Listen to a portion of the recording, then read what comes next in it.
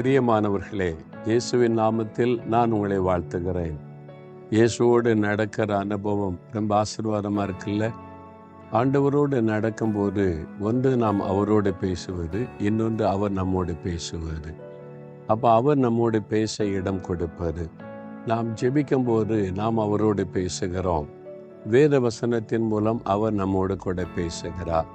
ஆனால் அந்த ரெண்டும் இணையும் போது தான் நாம் ஆண்டவரோடு நெருக்கமாக நடக்கிற ஒரு அனுபவத்திலே வளர முடியும்.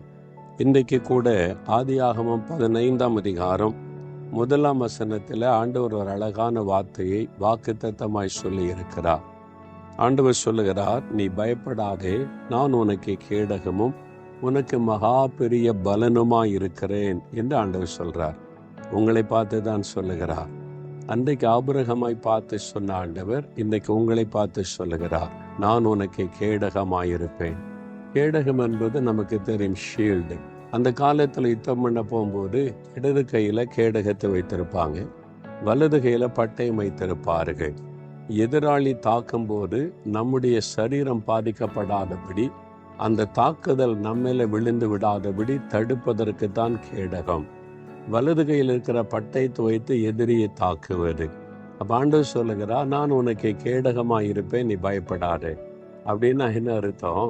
நானே உனக்கு ஷீல்டாக பாதுகாப்பாக இருக்கிறேன். நமக்கு விரோதமாக எழுப்பினவர்கள் நமக்கு எந்த விதமான தாக்குதலை நடத்தினாலும் அது நம்மை சேதப்படுத்தாதபடி ஆண்டவர் கேடகமாக இருந்து பாதுகாப்பாராம். பயப்படாதங்க. உங்களுக்கு விரோதமாய் மனிதர்கள் எழும்பலாம், சத்துருடைய கிரியைகள் எழும்பலாம், பொல்லாத மனிதர்கள் எழும்பி அழித்து விடுவேன் என்று சொல்லலாம்.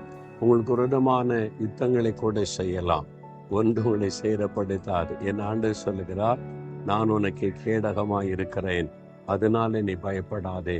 பயப்படுகிற மாதிரி சாத்தான் காரியத்தை செய்வான், ஆனா உங்களை சேதப்படுத்த முடியாது. நீங்க சொல்லுங்க, கர்த்தரின் கேடகமாய் இருக்கிறதற்காய் ஸ்தோத்திரம் அப்படின்னு சொல்லணும். சரியா? நீங்க அப்படி துதிக்கும் போது பயமெல்லாம் விலகி போய்விடும்.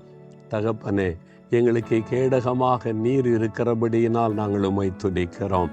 எந்த சத்ருவின் வல்லமையும் எங்களை தொடாதபடி, சேதப்படுத்தாதபடி கேடகமாயிருந்து பாதுகாக்கிற அன்பிற்காக உமக்கு ஸ்தோத்திரம்.